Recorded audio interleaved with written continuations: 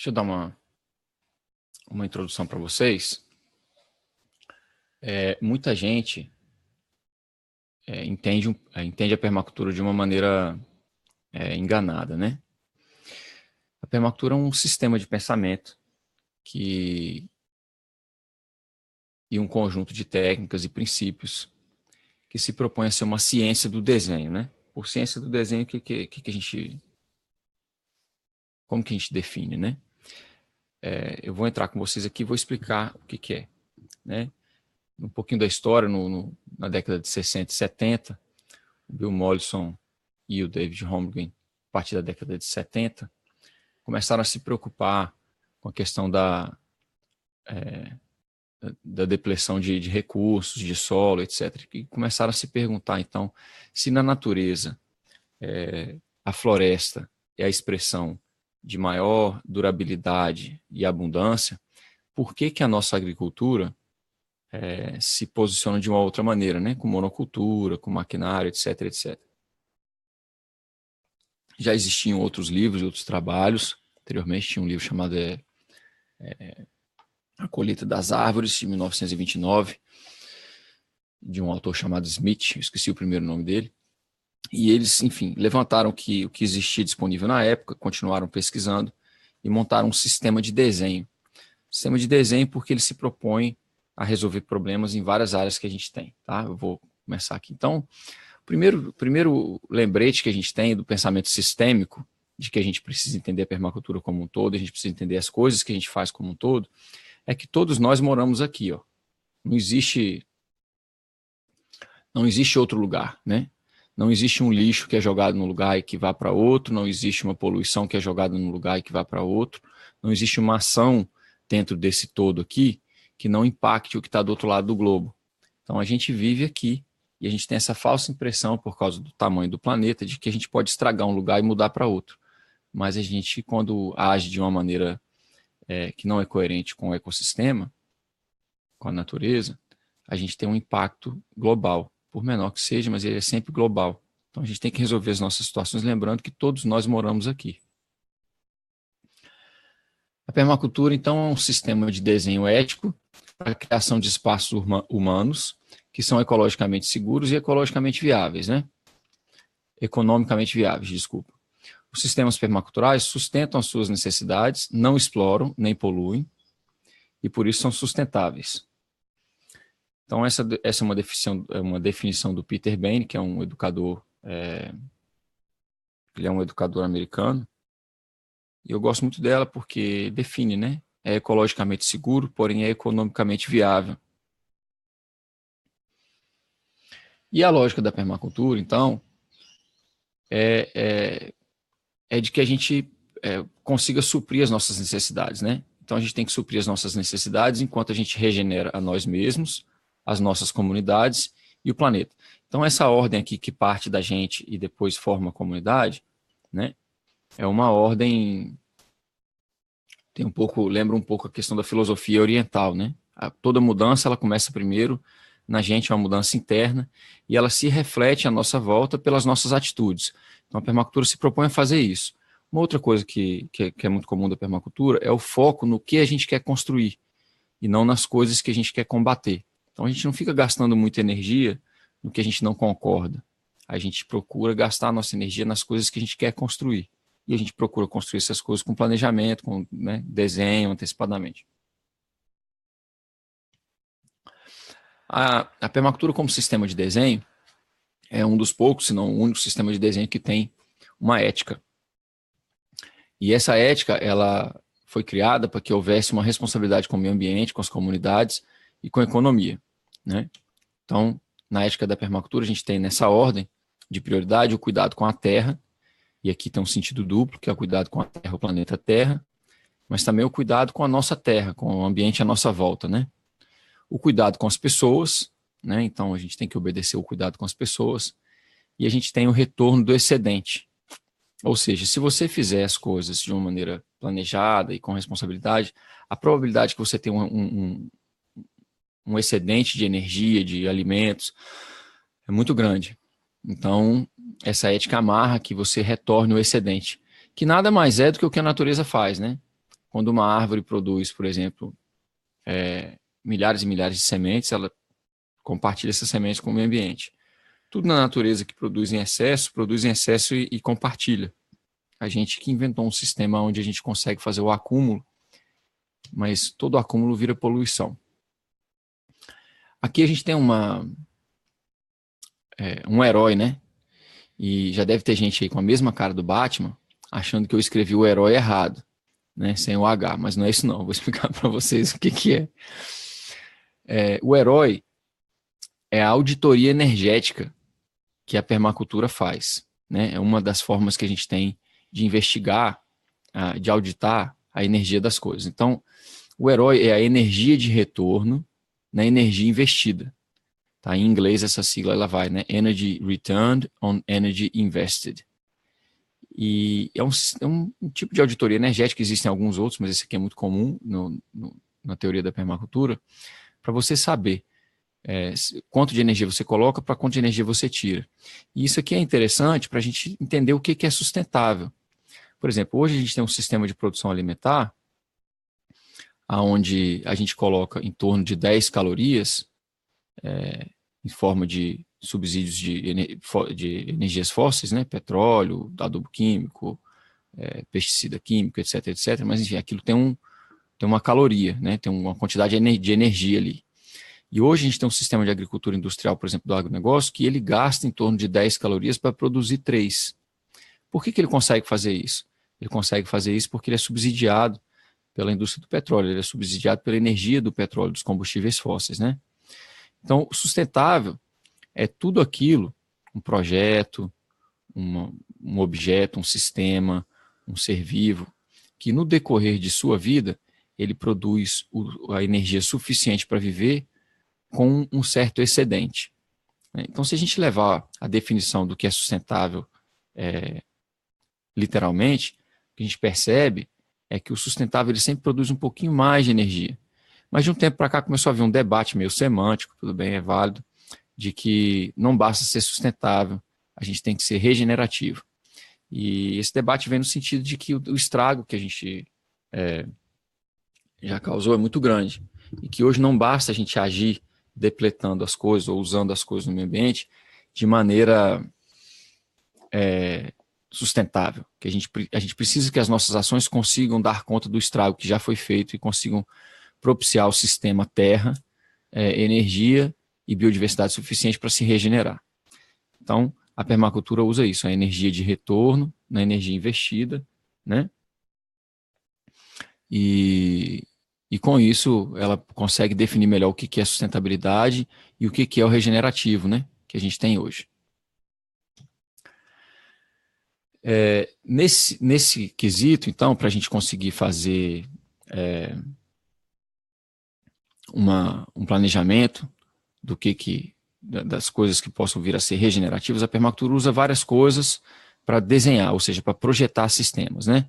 A análise de elemento é uma delas, né? Você procura saber o que são as necessidades de um elemento, quais são as características intrínsecas de um elemento, quais são os produtos que ele tem e os comportamentos. E você tenta combinar dentro do seu sistema, que você está desenhando, né, as necessidades de um elemento com os produtos gerados por outro. Né, uma forma simples, mas muito eficiente de se copiar a natureza. Então, por exemplo, no caso, a gente faz sempre, é muito clássico na permacultura fazer a análise da galinha, né? A galinha precisa de alimento, etc, etc. Então, você coloca um galinheiro perto da horta. O resto da horta alimenta a galinha, um dos produtos da galinha é o adubo, e o produto da galinha serve para a necessidade da horta, ou seja, de ter adubo, ter nutriente, né? Existe a observação, você pode chegar a uma propriedade ou a uma determinada paisagem, determinado lugar, e por observação você extrapola decisões e soluções, né? Existe uma forma de projeção e desenho por intuição, né? Um contato com a natureza muito profundo, ele traz essa capacidade que a gente tem de intuir como é que a natureza funciona, né? E aqui a gente tem uma foto do Fukuoka, que criou a agricultura natural. E a gente tem também formas mais técnicas, como a sobreposição de mapas, né? você vai colocando as camadas dos mapas, enfim, pensando as estradas, pensando as instalações elétricas, pensando os mananciais de água, né? E aí você desenha em cima disso seus sistemas de agrofloresta, sistemas de produção alimentar, sistemas de manejo integrado. E assim a gente vai. Então, para a gente viver no planeta, que a gente tem lá no começo, a gente precisa basicamente de suprir as necessidades de 4 áreas. A gente precisa de moradia, né? A gente precisa de alimento, né? A gente precisa de energia e a gente precisa de água. Existe aqui uma curiosidade que é o seguinte: tudo que envolve a questão alimentar e a questão energética, no fundo, está ligado com a energia solar, né? A energia de combustíveis fósseis nada mais é do que energia solar armazenada em florestas que morreram e foram soterradas há milhões e milhões de anos atrás, né? Então, tudo é energia solar, mas tem energia solar renovável e tem energia solar não renovável. As dos combustíveis fósseis são não renováveis. Então, dentro da questão de moradia, a gente tem aqui uma mudança muito drástica, né? Até meados de 1970, a gente tinha em torno de 80% da população mundial vivia em ambientes rurais e 20% nas cidades. E hoje em dia a gente tem 80% das pessoas vivendo nas cidades e apenas 20% das pessoas vivendo no campo. Então isso é uma inversão, né? E a questão que a gente tem é que hoje a gente tem uma população mundial de quase 8 bilhões de pessoas, né? E ainda assim 50% do nosso alimento é produzido por pequenos produtores que usam apenas 20% das terras produtivas. Então a gente precisa fazer mais do que esses pequenos produtores estão fazendo para produzir o nosso alimento, porque eles são muito mais eficientes do que o agronegócio. O agronegócio precisa de 80% das terras produtivas para produzir 50% do nosso alimento, enquanto que os pequenos produtores rurais, com 20% das terras produtivas, eles produzem 50%. Isso traz para a gente uma visão muito clara daquela questão do herói, né? Energia de retorno e energia investida. Por que isso? Porque o pequeno produtor, com muito menos terra e com muito menos recurso, ele consegue produzir muito mais alimento. Então, a permacultura se propõe a projetar sistemas de produção de alimento que sejam viáveis, ou seja, que tragam um excedente energético e um excedente, inclusive, de biodiversidade, né, na questão de fauna e flora também. A outra proposta que a permacultura tem é ajudar a gente com a questão da água. A gente está aí a semana, né, que passou aí com o Fórum Mundial Alternativo da Água, e a realidade que a gente tem é essa aí, ó, né? Em proporção aqui a gente tem o planeta Terra, esse grandão aqui, né? Essa aqui é a Lua, né? E essa aqui é a quantidade total de água que a gente tem. Mas ela fica um pouquinho mais séria, porque essa quantidade de água é contando os oceanos, as calotas polares, os lagos, os rios, os aquíferos, né, a umidade relativa do ar. Então, não é toda essa água que está disponível. Uma distribuição da água na Terra mais correta seria essa daqui. E essa daqui é que traz a questão da gravidade que a gente tem. Ó, né? A gente tem uma água, 97% da água é salina, está nos oceanos, e aproximadamente 3% da água é o que a gente teria disponível em termos de água doce ou água potável. Só que desses 3%, né, a gente tem nas calotas e nas geleiras e calotas, a gente tem quase 70% desses 3%.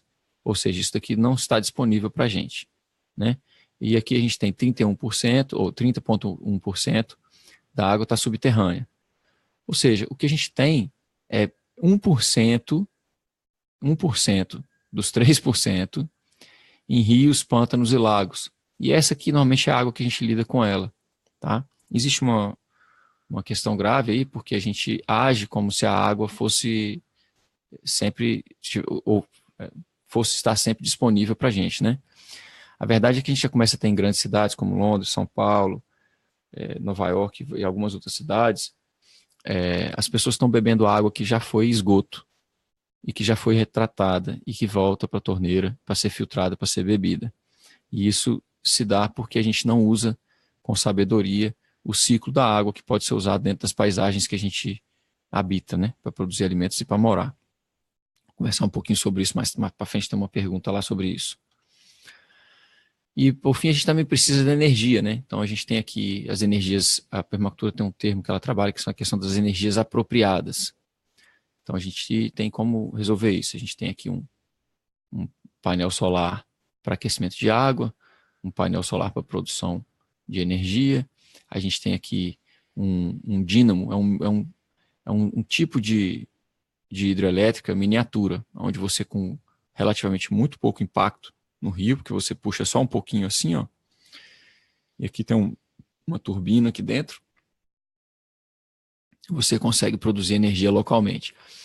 Aqui é uma produção de metano para a cozinha, e eu botei isso aqui no final porque a gente tem que produzir, a gente tem que morar, comer, cuidar da água e produzir a nossa energia, e a gente tem que fazer isso ainda sendo responsável pela nossa produção de resíduos, né? Ou seja, pelo nosso lixo.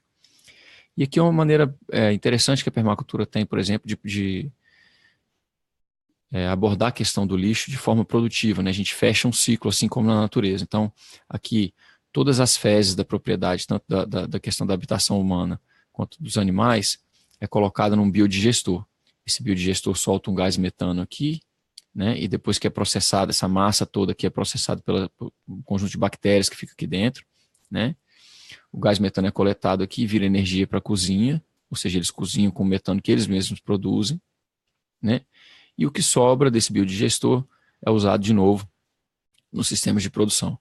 Então a permacultura é isso, gente. Ela vai cuidar da nossa habitação no planeta, vai lidar com a nossa moradia, com a nossa produção alimentar, ela vai lidar com a questão da energia e da água e vai fazer tudo isso fechando os ciclos com relação à nossa produção de resíduos, ou seja, nosso esgoto e o nosso lixo, né? Então a gente tenta fazer o que a natureza faz, que é sempre nas cadeias de produção e de comportamento, fazer com que o produto de uma área seja, ou o resíduo de uma área seja o insumo da próxima.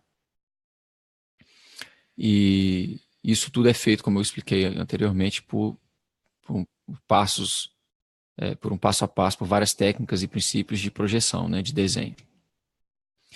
Então, quando a gente toma mais conhecimento da situação que a gente está no mundo hoje, a única decisão ética a ser tomada é nos tornarmos responsáveis pela nossa existência e a existência dos nossos filhos.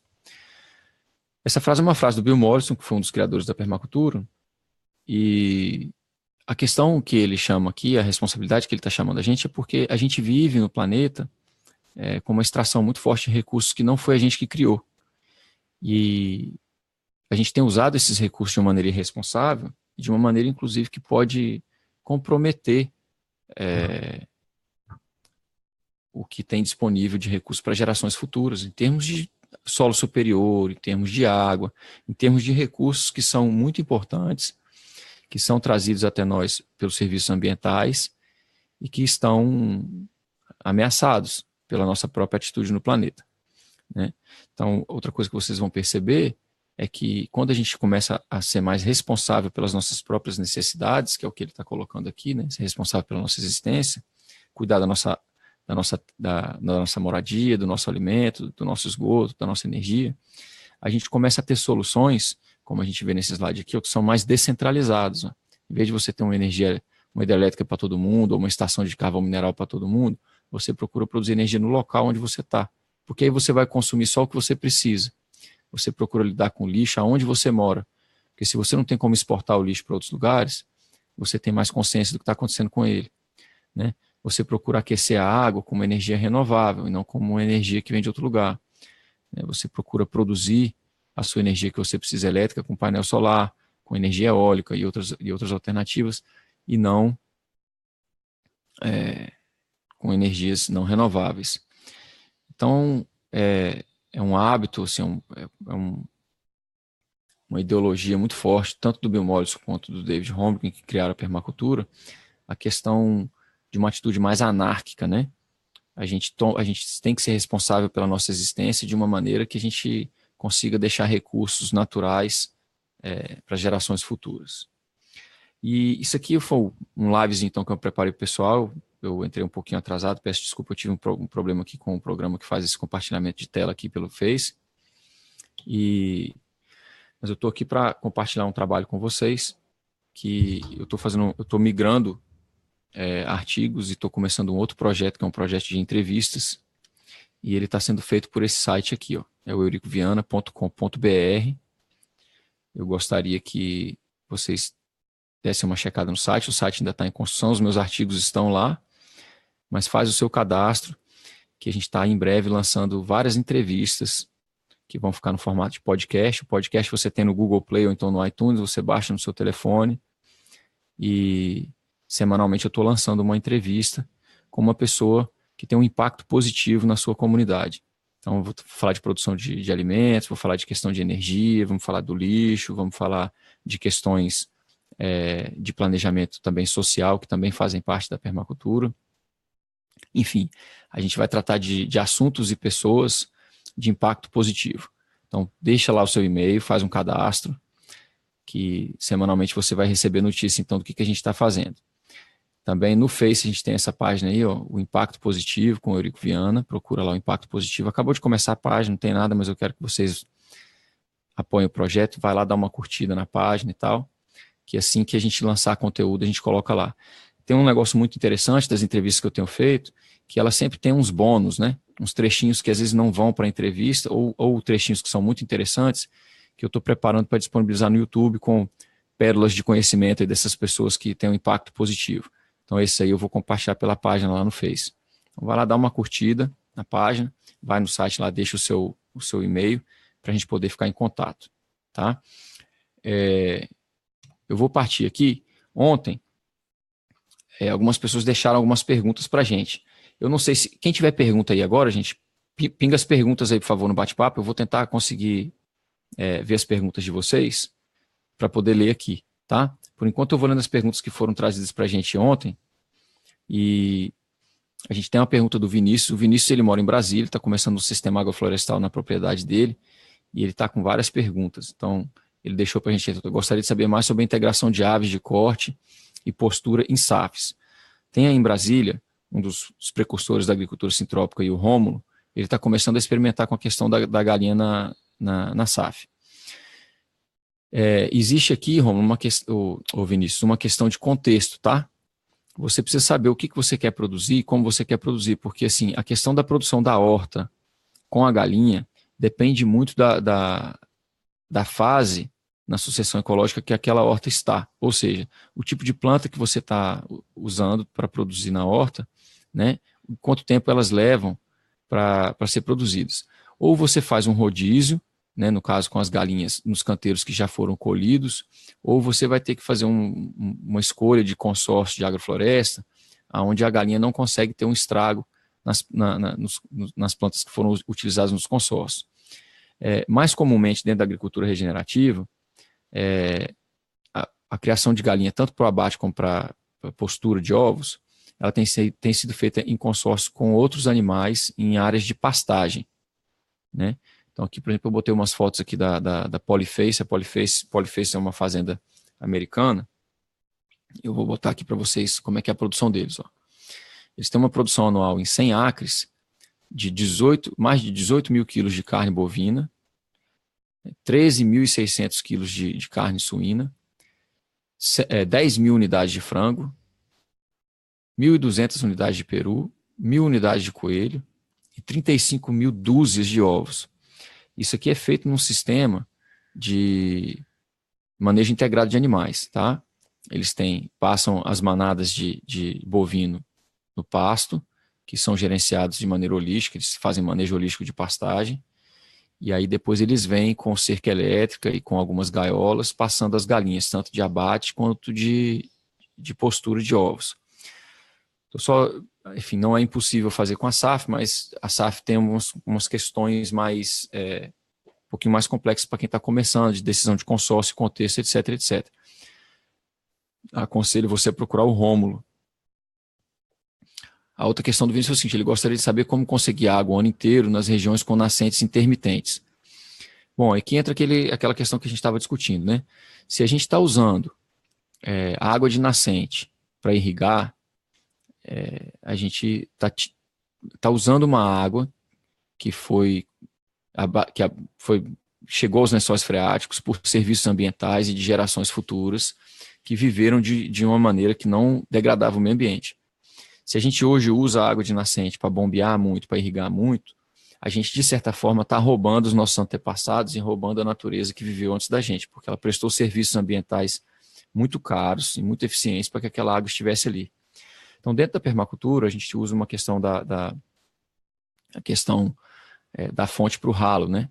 A gente tenta lidar com a água na paisagem, da parte mais alta para a parte mais baixa, e a gente tenta fazer primeiro a utilização da água que já está disponível, ou seja, começa fazendo captação da água da chuva.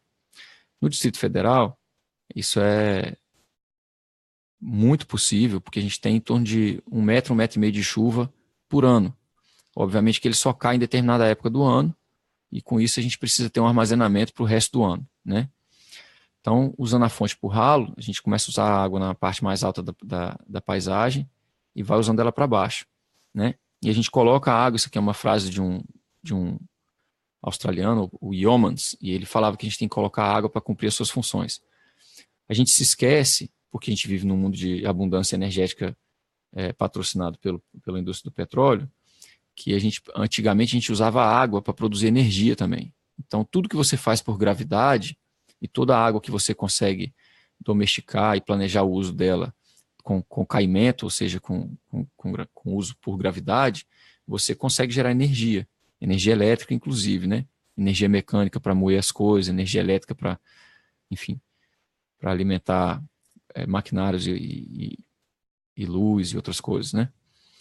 Então, Vinícius, você precisa captar, né? E aqui eu estou colocando aqui embaixo uma foto do sítio Nós na T, que é do Sérgio Pamplona, permacultor de Brasília. Essa cisterna tem capacidade de 100 mil litros de água. E deixei aqui um coeficiente de captação de água para vocês. Assim, se for a superfícies impermeáveis, que o coeficiente de captação ele muda de acordo com a superfície, mas eu coloquei aqui um telhado, porque é o que normalmente a gente usa para encher cisterna, né? Se você tem um telhado de 100 metros quadrados, né, e uma chuva anual de 1 metro, eu coloquei, então, ali está 1.000, mas é 1.000 milímetros, né? Você tem 100 mil litros de água captados. Então, por exemplo, no caso do sítio Nós na T, ele tem várias cisternas e usa a captação de vários telhados. Ele já tem lá hoje para mais de 4 pessoas, acho que são várias pessoas já morando no sítio, já está funcionando mais ou menos como uma ecovila, e eles já são sustentáveis em água, eles conseguem abastecer toda a água, inclusive das hortas e outras coisas que eles fazem, com captação de água de chuva.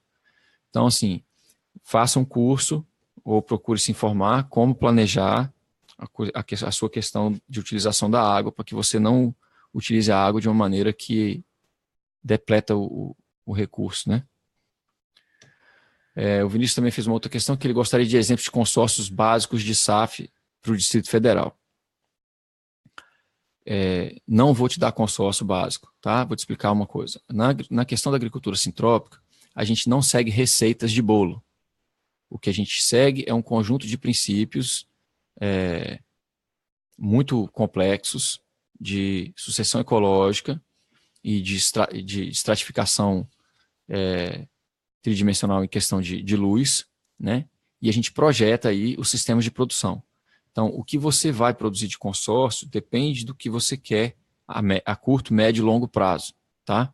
Você pode fazer consórcio com várias frutas e depende de vários contextos, né? Qual é a localização, qual é o microclima, qual é o solo, se já fez análise de solo, se não fez, qual que é a quantidade de água que você tem para utilizar para o seu sistema agroflorestal, qual é o tamanho do sistema agroflorestal, e aí entra a questão qual que é a urgência da produção, quais são os tipos de produção que você quer, quais são os recursos humanos que você tem para gerir essa área, né? E quais são os recursos financeiros que você tem para estabelecer essa área.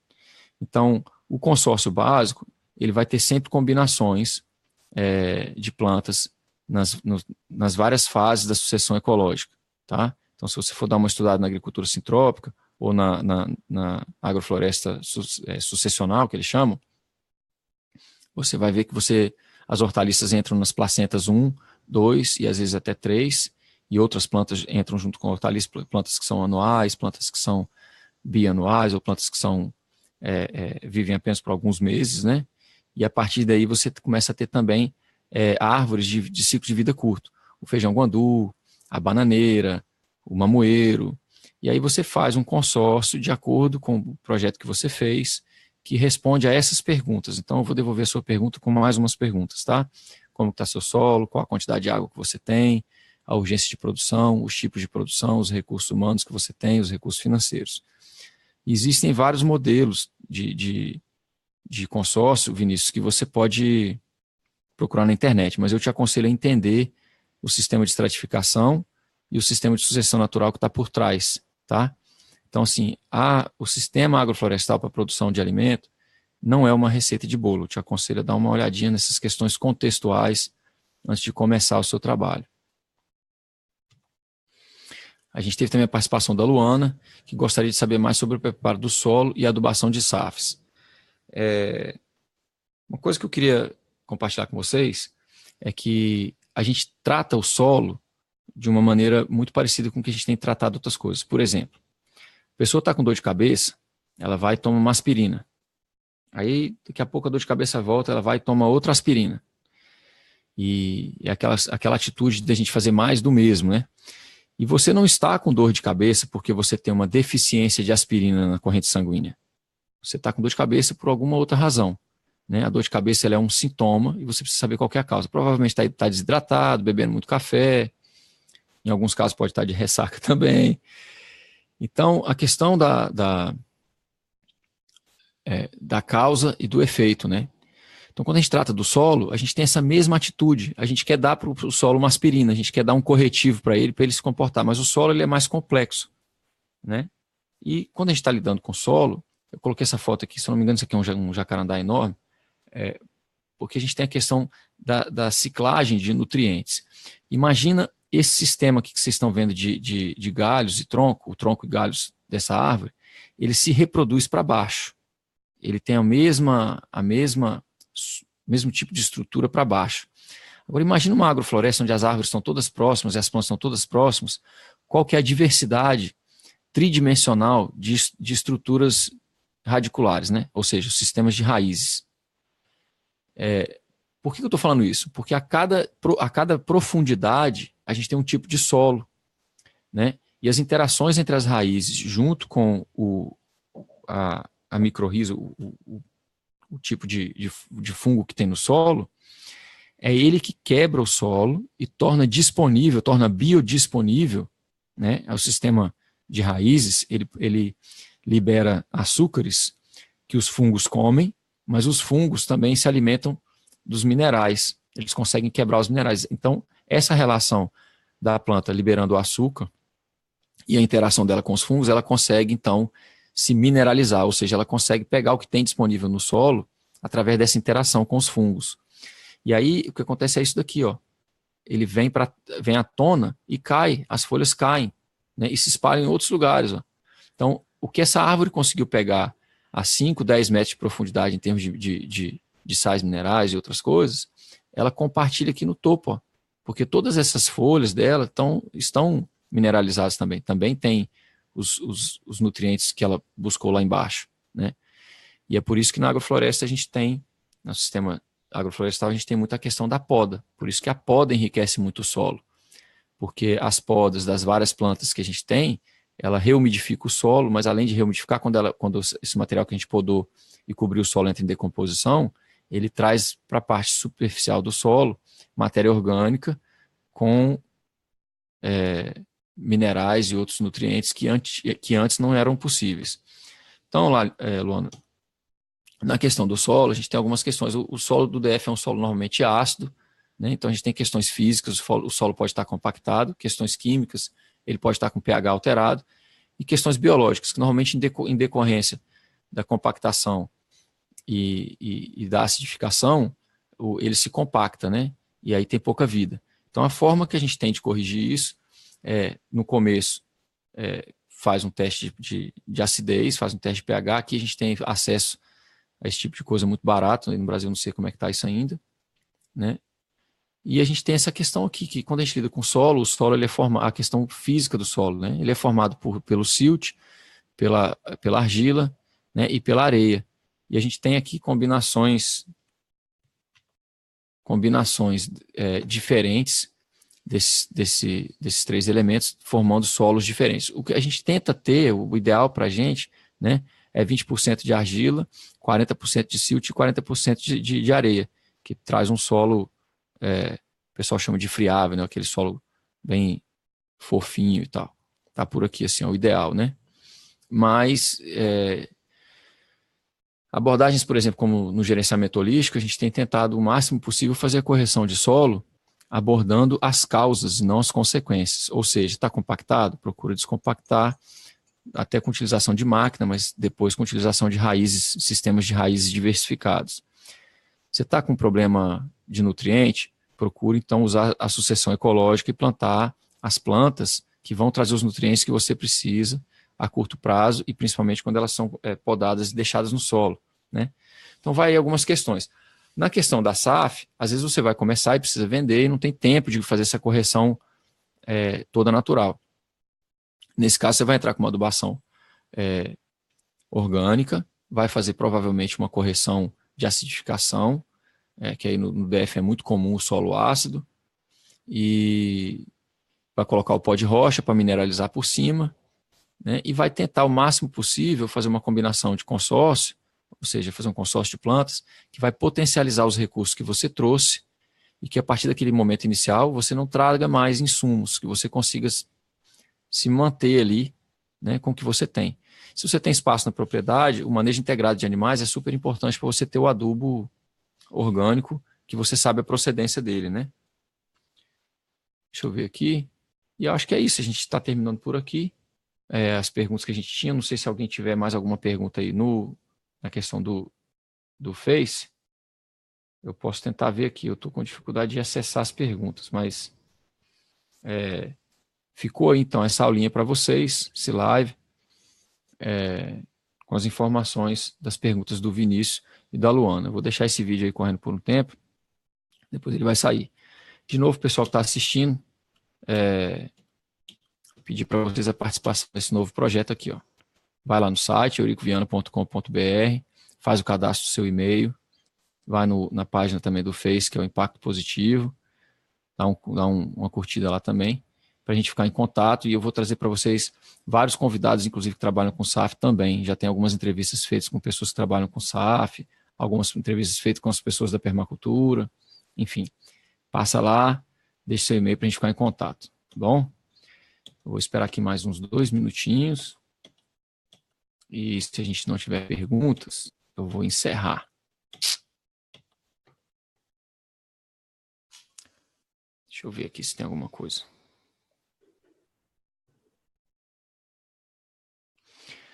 Enquanto a gente espera o pessoal aqui entrar com as perguntas, eu estou tentando aqui, eu vou mostrar para vocês, então, esse...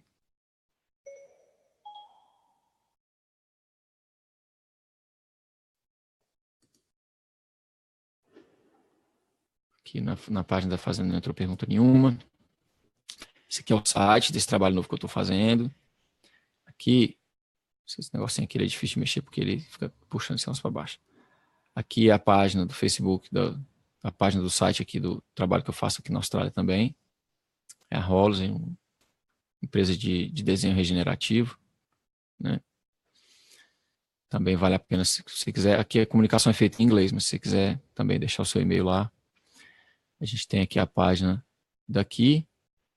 De novo, aqui a gente comunica em inglês, então vocês podem acompanhar a página pelo Facebook, mas aí é comunicação em inglês. Essa área toda que vocês estão vendo aqui é uma área que a gente está implantando uma SAF, usando a agricultura sintrópica. E a gente vai postar várias coisas sobre isso aqui também, em forma de artigo, entrevistas e vídeos também.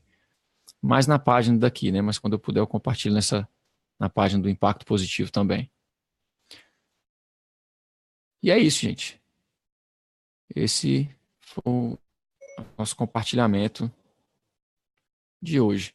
Vou fazer outros lives e puxando o pessoal para participar desse outro projeto, tá?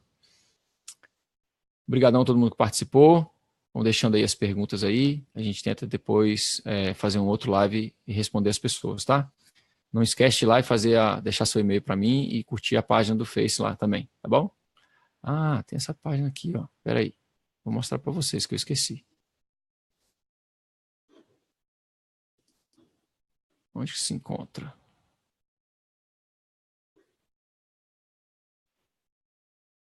Eu acho que eu dei uma...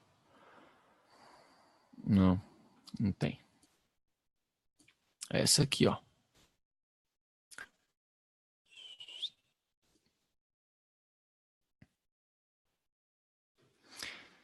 Essa é a página do programa, tá? Podcast Impacto Positivo. Trazendo para vocês ideias, ações, pessoas e projetos de impacto positivo. Passa lá, dá um like, curte a página para a gente ficar em contato, tá bom? Gente, muito obrigado a participação de todos, obrigado a quem assistiu. Desculpa o atraso, eu tive um problema aqui com... Eu uso um programa que chama Zoom. Eu tive um probleminha aqui com compartilhamento de tela. E aí entrei atrasado, tá? Abração para todos, bom final de semana e até a próxima.